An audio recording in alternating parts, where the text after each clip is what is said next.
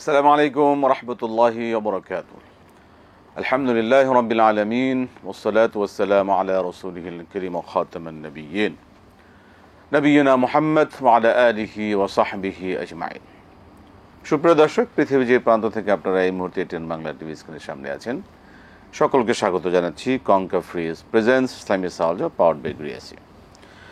এই সরাসরি আয়োজনে আপনাদের সকলকে স্বাগত। আপনাদের জীবন ঘনিষ্ঠ যে কোনো ধরনের প্রশ্ন করতে পারবেন। আপনারা এই আয়োজনে সরাসরি ফোন করুন, প্রশ্ন করুন। আমি আছি আপনাদের সাথে কে এম ফিরোজ। আমাদের সাথে আজ স্টুডিওতে উপস্থিত আছেন শেখ শাহ ওয়ালিউল্লাহ হাফিজাহুল্লাহ। আসসালামু আলাইকুম ওয়া রাহমাতুল্লাহি ওয়া বারাকাতুহু। ওয়া আলাইকুম আসসালাম। আহলান সালাম শেখ, বারাকাল্লাহু ফিকুম। বারাকাল্লাহু। প্রিয় দর্শক, মাশাআল্লাহ অনেকে লাইনে আছেন এখনো। আপনাদের যারা অপেক্ষা ছিলেন, আমাদের নির্ধারিত সময়ে যে প্রোগ্রামটা শুরু হওয়ার কথা ছিল, রাষ্ট্রীয় একটি বিশেষ অনুষ্ঠানের এখান থেকে সরাসরি সম্প্রচারিত হওয়ার কারণে আমরা আপনাদের সাথে তখন সেই সময় উপস্থিত হতে পারিনি। আলহামদুলিল্লাহ, দেরিতে হলে আপনাদের সামনে হাজির হয়েছি। আপনারা যে প্রশ্ন করতে চান আমরা চেষ্টা করব আমাদের নির্ধারিত সময় অনুযায়ী আপনাদের জবাবগুলো শুনবার জন্য ইনশাআল্লাহ। জি, আমরা প্রশ্ন যেতে পারি মোতাবেক ইনশাআল্লাহ। বিসমিল্লাহ। জি বলুন দর্শক, বলুন। আসসালামু আলাইকুম। ওয়ালাইকুম সালাম। জি মামুন বলুন। জি, আমার এক নম্বর প্রশ্ন হলো যে আল্লাহর হুকুম এবং রাসূলের মানহাজ বা সুন্নাহ অনুযায়ী যদি না চলা হয় বা কোনো কাজ না করা হয়, তাহলে মানে দুনিয়ার জীবনে আর কি তা ইবাদত হিসাবে আল্লাহর নিকট গ্রহণ করা হবে কিনা, আর তা না হলে সে কাজগুলো আমরা বান্দা হিসাবে শুধু দুনিয়ায় সময় নষ্ট করছি বা করার জন্য করছি কিনা, এটা জানতে চাচ্ছি। আর এই প্রসঙ্গে এর জন্য আমাদের কি কি করা উচিত একটু আমাদেরকে, দর্শকদেরকে একটু বলবেন, তাহলে আমরা উপকৃত হব। আর আরেকটা হলো যে ইসলামের যে কোনো বিধান সহিভাবে বুঝতে বা করতে আমরা কোন কোন হাদিস গ্রন্থের সাহায্য নিব বা এর বাইরে আর কোনো কিছু সাহায্য নিব কিনা, আর ঈমান ও আকীদা কি, সহিহ আকীদা কোনটি? গতকালকে আমি করছিলাম কিন্তু সময়ের কারণে হয়তো শুনতে পাইনি। আর কৌশল করে মিথ্যা কথা বলা যাবে কিনা, এই ব্যাপারে একটু মানে সহজ করে বলবেন। কৌশল করে মিথ্যা করা বা হিকমত করে কথা বলা যাবে কিনা? কৌশলী মিথ্যা। আসসালামু আলাইকুম। জি ধন্যবাদ। মোহতারাম, আমরা শুনতে পারি ইনশাআল্লাহ। জি হ্যাঁ, আলহামদুলিল্লাহ ওয়াসসালাতু ওয়াসসালামু আলা রাসূলিল্লাহি ওয়া বা'দ, আকুল ওয়া বিল্লাহি তৌফিক। প্রশ্নের উত্তর দিতে গিয়ে ভূমিকায় বলতে চাই, জানা উচিত মানুষের জীবন, মানুষ আর জিন, আমাদের যাদেরকে আল্লাহ তাআলা ইবাদতের জন্য তৈরি করেছেন, আমাদের জীবনকে শরীয়ত দুই ভাগে ভাগ করেছে। একটা হলো ইবাদাত, আরেকটা হলো মুআমালাত। একটা ইবাদাত, আরেকটা মুআমালাত। ইবাদতগুলো সুস্পষ্ট নির্ধারিত, যেমন 5 ওয়াক্ত সালাত, যেমন সাওম বা রোজা, যেমন যাকাত, যেমন হজ। শুধু তাই না, এর সাথে রিলেটেড আরও কিছু ইবাদত, যেমন ওযু, তায়াম্মুম। তো ইবাদত যখন করব, শর্ত হলো অবশ্যই মোতাবেকুস সুন্নাহ হতে হবে ইবাদত, কারণ আমাদের জীবনের খুব একটা অল্প সময় ইবাদতের জন্যে। তো ইবাদত হিসেবে প্রত্যেকটা কাজ আল্লাহর কাছে গ্রহণযোগ্য হওয়ার 2টি শর্ত, এবং রাইটলি তিনি তা বলেছেন। একটা হলো আল্লাহর হুকুম, 2 নাম্বার মুহাম্মাদুর রাসূলুল্লাহ সাল্লাল্লাহু তাআলা আলাইহি ওয়াসাল্লামের অনুকরণ।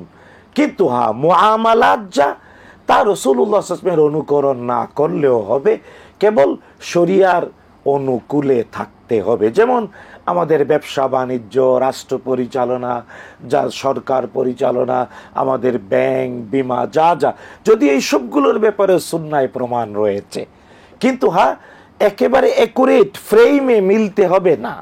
ইবাদতটা একেবারে ফ্রেমে, এটা বুঝাতে চাই যে দামি, যেমন ওই যে কোনো জিনিস কঠিন তৈরি করার আগে এটা ডায়েস বানানো হয়, ডায়েস।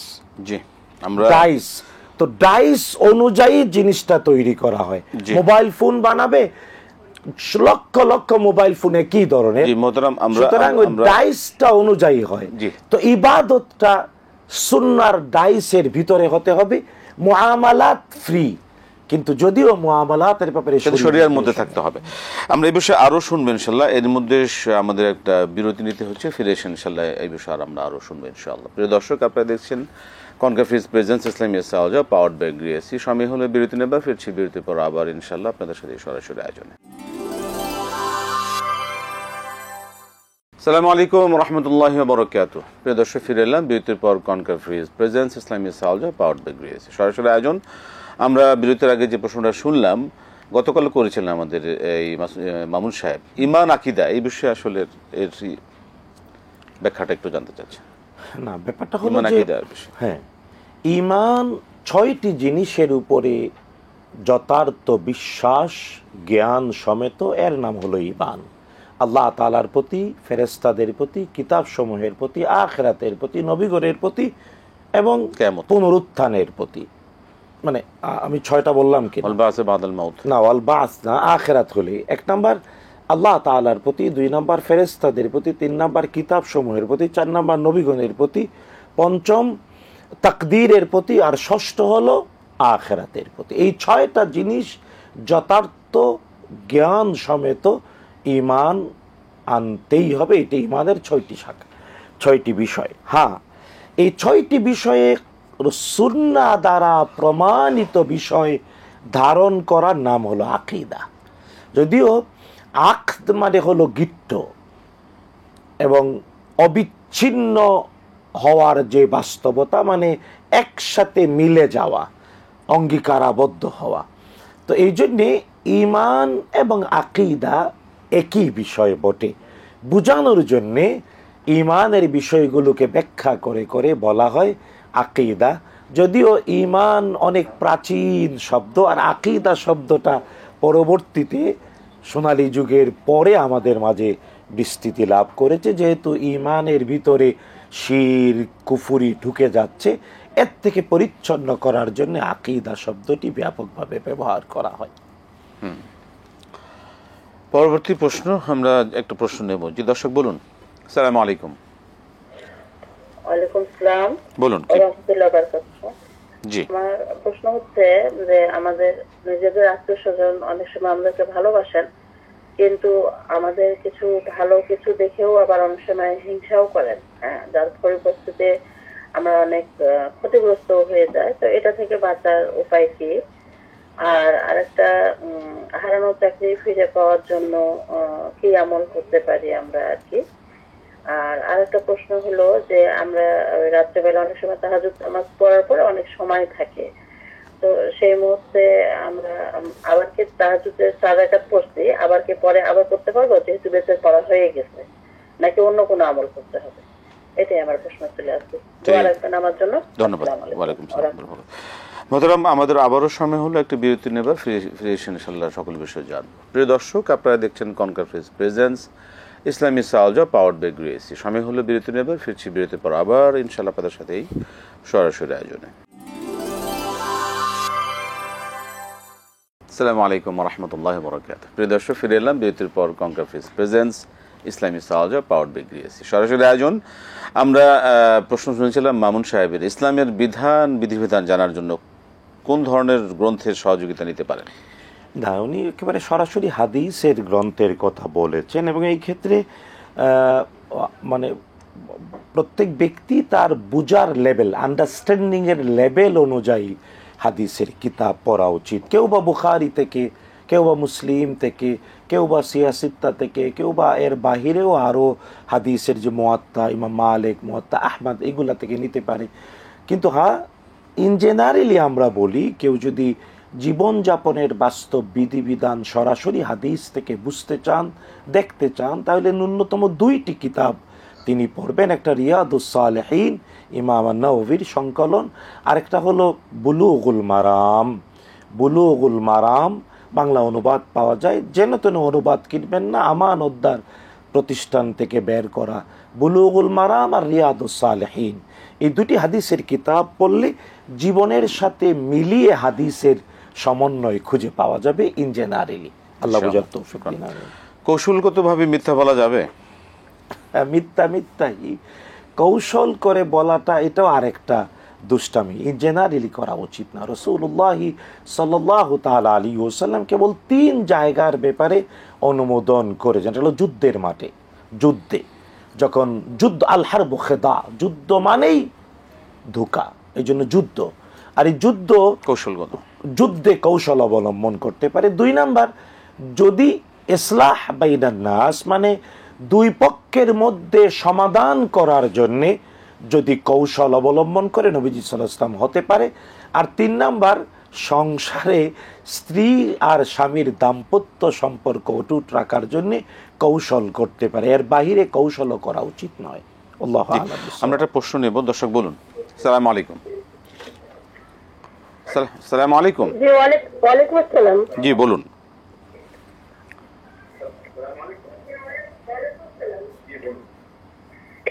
জি, আমার প্রশ্ন হচ্ছে যে তাশাহুদের সময় হাত কিভাবে থাকবে, মানে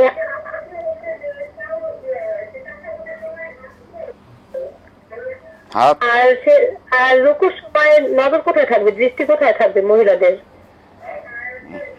ঠিক আছে, ধন্যবাদ ধন্যবাদ। শুনবো। মোহতারাম, ভালোবাসা একটি ভালো জিনিস, আল্লাহর জন্য অনেক ক্ষেত্রে আমরা আমাদের করতে হয় সুন্দর জিনিস, কিন্তু এক্ষেত্রে যদি হিংসার উপদ্রব হয় সেক্ষেত্রে কি করণীয়, বাঁচার উপায় কি? অবশ্যই আল্লাহ তাআলার কাছে আশ্রয় চাইতে হবে। আল্লাহ তাআলা নিজেই আমাদেরকে শিখিয়েছেন 113 নম্বর সূরা, সূরাতুল ফালাকে, ওয়া মিন শাররি হাসিদিন ইযা হাসাদ। শুধু তাই না, হাসাদ এর মাধ্যমে বদ নজরও তৈরি হয়। তো এর থেকে বাঁচার জন্য 68 নম্বর সূরা, সূরাতুল কালাম, কলম নামে যে সূরা, এর সর্বশেষ 2টি আয়াত 51 এবং 52 নম্বর আয়াত পরে ফু দিলে এটা বদনজরের মহৌষধ, এমনকি হাসাদ থেকেও বাঁচা যায়। আয়াত 2টি হলো আউযু বিল্লাহি মিনাশ শাইতানির রাজিম ওয়া ইয়াকাদুল্লাযীনা কাফারু লায়ুযলিকুনাকা বিআবসারিহিম লাম্মা সামি'ুয যিকরা ওয়া ইয়াকুলুনা ইন্নাহু লামাজনুন ওয়া মা হুয়া ইল্লা যিকরুন লিল আলামিন। জি, হারানো চাকরি ফিরে পাওয়ার কি আমল রয়েছে? বেশি বেশি পড়তে হবে ইন্না লিল্লাহি ওয়া ইন্না ইলাইহি রাজিউন। আর রাসূলুল্লাহ সাল্লাল্লাহু আলাইহি ওয়াসাল্লামের শিখানো ওই দোয়াটাও এর সাথে যুক্ত করা। উম্মু সালামা রাদিয়াল্লাহু তাআলা আনহা যেভাবে বলতেন, আবু সালামা শিখিয়েছিলেন, আল্লাহুম্মা আজুরনি ফি মুসিবাতি ওয়া আখলুফলি খায়রাম মিনহা, আল্লাহুম্মা আজুরনি ফি মুসিবাতি ওয়া আখলুফলি খায়রাম মিনহা, এবং ইন্না লিল্লাহি ওয়া ইন্না ইলাইহি রাজিউন। এই দোয়া করা আর বাস্তবে যথাযথভাবে সঠিক পয়েন্টে সঠিক লোকের সাথে যোগাযোগ করা, কথা বলা। তাহাজ্জুদের সালাত এবং বিতরের পরেও যদি সময় থাকে, আবার কি তারও তাহাজ্জুদ পড়া যাবে? ওয়াক্ত থাকলে তাহাজ্জুদ পড়তেই পারে, কারণ বিতরের সালাত পড়া হয়ে গেলে পরে তাহাজ্জুদ পড়া যাবে না এমন কোনো নির্দেশনা নেই। বরং রাসূলুল্লাহ সাল্লাল্লাহু তাআলা আলাইহি ওয়াসাল্লাম আবু বকর সিদ্দিক রাদিয়াল্লাহু তাআলা, যিনি নিজ হাতে তার পরিবারের উপার্জন করতেন, তাকে ওসিয়ত করেছিলেন যে তুমি সারাদিন কাজ করো, তাই এশার পরে ঘুমানোর আগে বিতির পরে নিয়ে ঘুমায়ো, আর পরে শেষ রাতে উঠে তো তাহাজ্জুদ পড়বাই। এটা হাদিস দ্বারা প্রমাণিত। তাই আপনি বিতির পরে ফেলেছেন, ওয়াক্ত আছে, ইচ্ছে করলে তাহাজ্জুদ পড়তেই পারেন, কারণ ফজরের ওয়াক্ত হওয়া পর্যন্ত তাহাজ্জুদ। তবে হ্যাঁ, যদি আপনি ইচ্ছা করেন আরেকটি আমল করতে পারেন, তাহাজ্জুদ পড়া হয়েছে, বিতির পড়া হয়েছে, ফজরের ওয়াক্ত আপনি কোরআনের তেলাওয়াত করবেন।